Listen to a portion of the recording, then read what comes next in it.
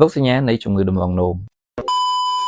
ទី1តើតើនឹងរោគសញ្ញាដែលបណ្ដាលមកពីការប្រមូលផ្ដុំកាកសំណល់បងប្អូនដូចជាពេលខ្លះយើងមានអារម្មណ៍ថាអស់កម្លាំងបាត់បង់ចំណង់អាហារពេលខ្លះក៏ក្អួតពេលខ្លះក៏ចង្អោរពេលខ្លះក៏មានការរមាស់ស្បែកទី2បងប្អូនណាតើតើនឹងការបាត់ជើងតូចញឹកញាប់ខុសពីធម្មតាដោយសារតែសមត្ថភាពនៃការជំរុញទឹកបាទគឺវាមិនធម្មតាដែលវាជាហេតុមួយដែលធ្វើឲ្យយើងនោមញឹកខុសពីធម្មតាតែម្ដងទី3បងប្អូនណាតើតើនឹងលក្ខណៈមិនប្រក្រតីនៃទឹកនោមបាទដូចជាពេលខ្លះគឺមានពណ៌ខុសពីប្រក្រតីតែម្ដងពេលខ្លះមានឈាមលាយមកជាមួយបាទហើយនៅពេលខ្លះគឺមានពពុះចេញពីការលាយប្រូតេអ៊ីនហើយពេលខ្លះអាចនឹងមាន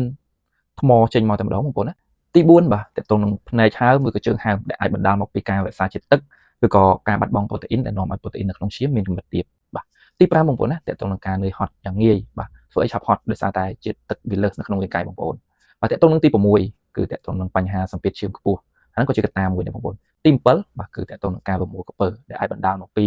មូលហេតុជាច្រើនបាទដូចជាពេលខ្លះមានជាតិកាល់ស្យូមទាបក្នុងឈាមហើយពេលខ្លះមានភាពសេកស្លាំងហើយក៏មានជាកត្តាផ្សេងៗជាច្រើនទៀតផងដែរណា